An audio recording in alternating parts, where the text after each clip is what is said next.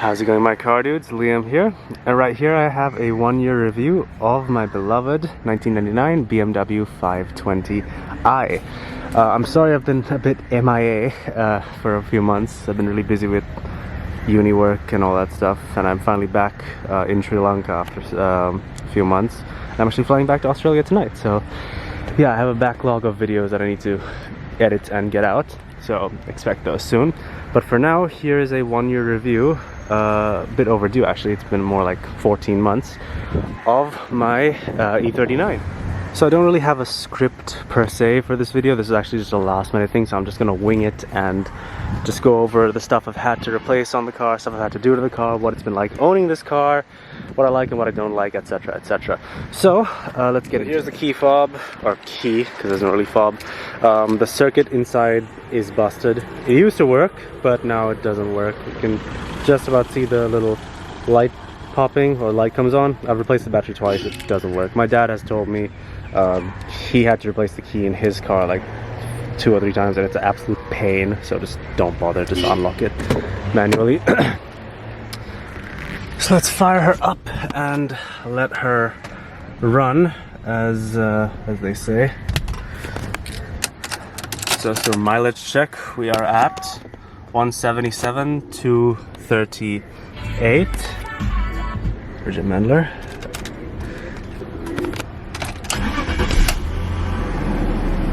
So when I first got this car, it had 171.9 and some change. So I've done roughly about 6,500 kilometers, 6,300 kilometers on this car.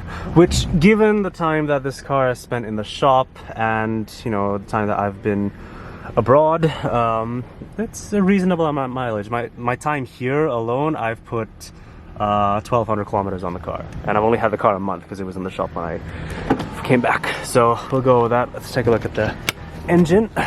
Might as well pop on the lights and show you guys. So I guess coming in here, I guess I'll go over the mechanical stuff I've had to do. So when I first got the car, it was misfiring on and off. I thought it was the idle control valve. It ended up being the coils, and also I had to replace the spark plugs because the plugs were incorrect. Whoever serviced the car previously, I won't name them, but they clearly didn't know how to service this car. So new coils, new spark plugs.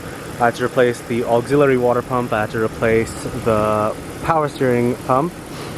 Then this is not in any order of how things happened.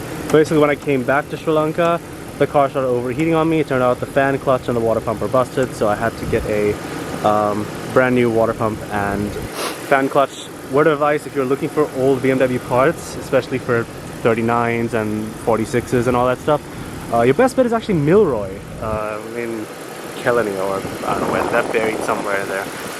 But yeah, so I had to replace the water pump and fan clutch, so now the car runs beautifully. Then I had to replace the throttle body also, because that was an issue with the TPS. The car would like misfire and go into limp mode. It was a pain in the ass and I just hated it. So I had to get a new throttle body from the UK, so there's that. One issue I am facing with the car right now is that it is horrifically inefficient. And also if you stand behind here, you'll get like lung cancer or something. It's disgusting. So I don't know what is causing that, because it doesn't pass emissions. I cleaned the injectors, they're fine. The MAP readings are fine. It doesn't have O2 sensors from factory, and it doesn't have CATs from factory. So I really don't know what could be causing it to be so inefficient and run a bit rich. So, you know, I just fill up when the tank gets empty, which is pretty often, unfortunately. But aside from that, it's running very smoothly. Then I had to get the lights done, because whoever did the wiring on these lights did terrible. So these are depot lights. They're actually not angel eyes. If you look, they're technically angel squares, if you want to put it that way. So the previous owner, I got in contact with him. He bought this set in France and put this on the car. So they're actually just they're modeled to look like angel eyes, like halo rings, but they fit inside the old casing of the pre-facelift lights. So they're not really facelift. Same thing goes to the rear tail lights. If you put it side by side to like my dad's old car, you can tell there's a huge difference. They're not, you know, real facelift lights. So yeah, that's the mechanical stuff I've had to do. In terms of electrical stuff, the LCM gave out soon after I left for Australia. Basically the car was like acting haunted, the right side. So this side basically was always on, the halo rings were always on, and the turn signals were constantly on. So as you were driving down the road, even if the turn signal stock was in the center, the right turn signal was always on. So that was a LCM issue. I replaced the LCM. Surprisingly easy to find an LCM in this country. You know, the BMW community, especially for old BMWs, is quite large, so you don't really have too much trouble finding stuff. Then also, I forgot to mention, when the fan clutch and the water pump gave out, the car, for some reason, the AC wouldn't cool, and the radio like just decided not to turn on. So that was a pain to figure out what was wrong with it. I like had to battle with trying to find someone who could figure out what was wrong with it. Finally, I figured out, or the person I sent the car to figured out, that there was a CAN bus wire in the passenger footwell that kept shorting, which stopped the AC from cooling. So you could plug a computer in and you could like command it so that the car would cool the AC, but the car wouldn't do it on its own. So there was a CAN bus wire that was shorting, and the radio wouldn't turn on. So that's why. Yeah, that's pretty much all the issues I've had with the car, and stuff I've had to replace. Just minor things that you'd expect from a 20-something-year-old BMW. Aside from that, it's been alright. It's never left me stranded. It has left me stranded once when it was overheating, but I've never had to put this car in a tow truck. Touch wood. Alright then, enough about what I've done to the car and what's broken and all that stuff. Let's move on to what's my plan with this car. So I originally got this car as a graduation gift. I graduated high school last year in May, and my plan was to actually try and sell this and flip it. Unfortunately, this country went to shit. If you read the news, read about Sri Lanka's economic crisis, it didn't really go up. So the car market has absolutely flopped, and it's terrible. So people aren't buying modern cars like Q7s and MGs and whatever. No one's gonna buy a 20-something-year-old BMW. So I was like, okay, I'll just keep it. When I start making some money, I'll do it up myself, which is the plan for the moment. So now that I'm keeping the car, I don't think I'll share what I'm gonna do exactly. I desperately need a set of wheels, because not only are these wheels way too small, they're 16-inch style 50s. These tires also are like 10 years old and dry rotted to hell, so they are a rolling death trap. On top of that, the car does need a good paint job. It's got imperfections pretty much everywhere you look, like especially here. This really bugs me, this stuff. Over here also, if you look, there's some fine scratches here. So it's little things like that. A motorcycle ran into me at a stoplight and just took off and took part of the mirror out, so that really annoys me. But it's little stuff here and there. So now let's have a look at how the car is wearing. Obviously 20-something years old, you're gonna find wear, especially with leather products and all that stuff.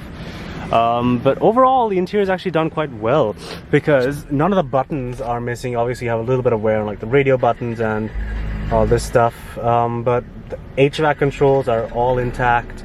The only little imperfection I have on the gear, on the wood I can find, is this little crack in the wood here on the gear selector. I need to get a new surround, and I want to find a wooden color centerpiece. I don't know why this is black and not wood, but the phone works. I need to put a SIM card in it to make it work. Oh, I'm not really bothered. This keeps coming off, which is a bit annoying. I found my trunk button. As you can see, it's a bit of a mess. It's supposed to go here. I don't want to replace the radio. I put like CarPlay and stuff. I want to keep it period correct, because the radio in this is actually pretty damn good. Also the cluster, I don't want to put the high-end cluster. I like it as is. If I ever like modify this car, I like to keep it the spec it is. I definitely want to redo the interior, because even the previous owner told me, the one who redid the interior, he's like, I'm not a fan of how it turned out. So I don't like these seats or this material of whatever is on the seats. Look onto the back also, you can see I'm missing a few like buttons. So I have these, or I had like, so I have these buttons. So I have like not those buttons. There's basically like 3 layers to it. There's this stuff that's underneath, then there's like a little plastic piece, and then there's like the button itself. So the little plastic piece was here, but then when you slam the door shut, they sort of fly off and disappear into the abyss. Okay, take a look at the trunk. Pretty big size. Obviously I carry spare oil. You never know with old Beamers. I need a new pair of trunk struts because these will not... it stays open. No, it doesn't.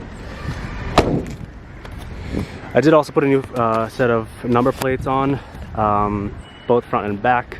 The rear one you can't really tell much of a difference, but the front definitely made a huge difference. I had this horrible black plate that was cracked and all sorts. I've even cracked this also because I drove into a pole like a dumbass. Even my dad was telling me you can't tell the dimensions of this car because the bonnet sort of slopes down. He bumped the front of his car many times. Overall, I think that pretty much sums up my ownership. One thing I learned though is that if you do buy one of these cars and you make a list of stuff that you think needs to be done, that list is probably about a quarter of how long it needs to be. You need to prepare yourself to shell out a boatload of money, time, looking for parts, and getting to know people, and yeah, it's just gonna be a pain. And that concludes my 1-year review of my 1999 E39 520i. The car is a bit slow and it's a bit boring looking at the moment. I still quite like it. It's introduced me to a whole bunch of people in the community. And I just really like this car for some reason. I don't know, people give me crap about it because say, oh, it looks boring, it looks like an Uncle Spec, it's slow. I'm a bit odd in that sense anyway, so I kind of like boring things. And yeah, so again, prepare to shell out a lot of money if you buy one of these cars, because no matter how mint they seem, even if you get it inspected and the inspection comes out good, you're gonna need to spend a bit of money, so just prepare for that. But anyways, thank you all so much for watching, and I will see you guys in my next video. Drive safely till then.